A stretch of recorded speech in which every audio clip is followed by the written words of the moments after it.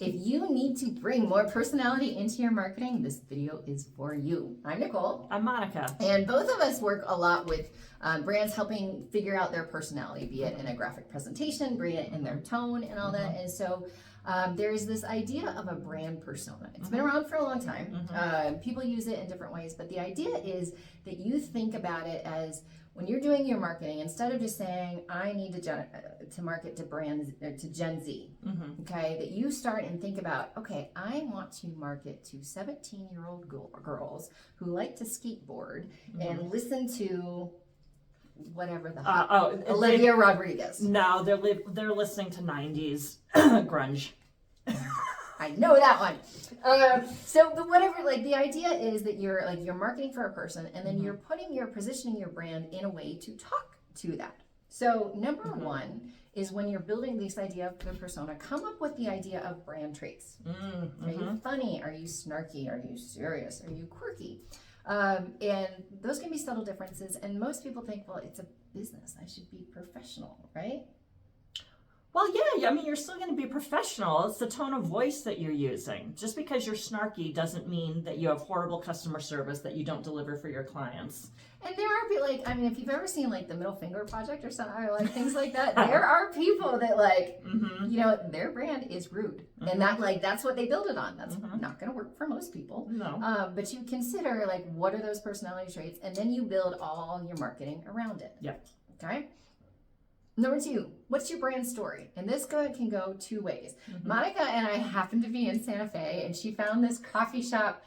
I can't wait to go. It's called Crash Murder Business. And it's like, it's this funny, weird story about like a pack of ferrets. A pack of ferrets is called a business. And so what do ferrets wear to go to the office, and what kind of business do they conduct? I mean, this whole thing. Like, I mean, you have to imagine these people were tripping hard when they had this conversation. Yeah, I don't know what was in their coffee. But it's like, it's an origin story. It's funny. Like, she is so determined that we're going to go there because I'm buying all the merch, all of it. So that is a way that, like, that's a differentiator, right? Oh, yeah. Most of us don't have that deep things, but maybe you have an origin story. You are creating, I read about this morning about a mouthpiece that you can use as your mouth. No, it's to use computerization. So it's like for people that have are paralyzed and can't use their hands, you can use like this tongue mouse to get around. So obviously somebody that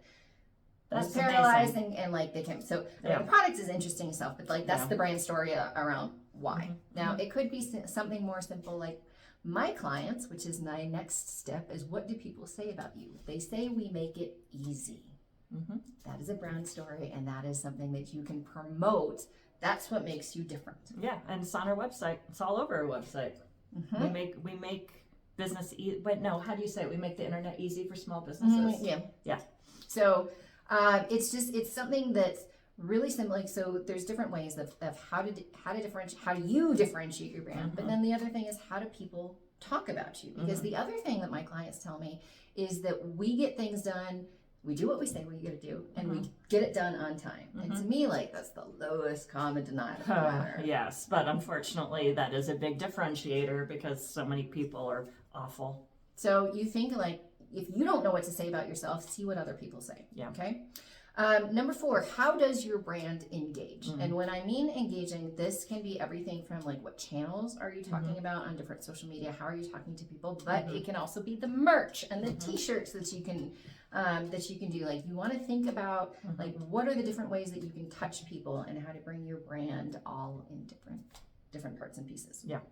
Okay, and then one way to wrap this all up together, or if you don't even want to go through this exercise, is come up with the idea of a personality mascot. This is one of the things, like, I will ask my clients, like, if you could have anybody in the world, like, be your endorsement, like your Tony the Tiger, right? What would it be? And I get funny, like, I get Bill Gates, I get like Margaret Thatcher, I get like some like cartoon character from all that, but it's a fun exercise. But you just think about, like, if your brand was a person, and one of the things, we'll put the link. I think I have this in a blog post. Like, do you remember those those Mac versus PC commercials. It was Oh my Justin God, Long yes. and all that. It's like, I'm a Mac, I do, you know. Yeah, and the old guy, I don't know who it was. Yeah.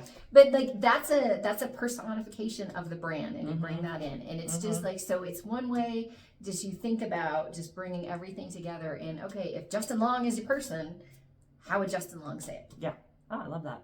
That's fun. So if you actually go through this exercise, I would love to hear who you come up with your personality mascot, because that just entertains me, and that's what you're all about, is entertaining me.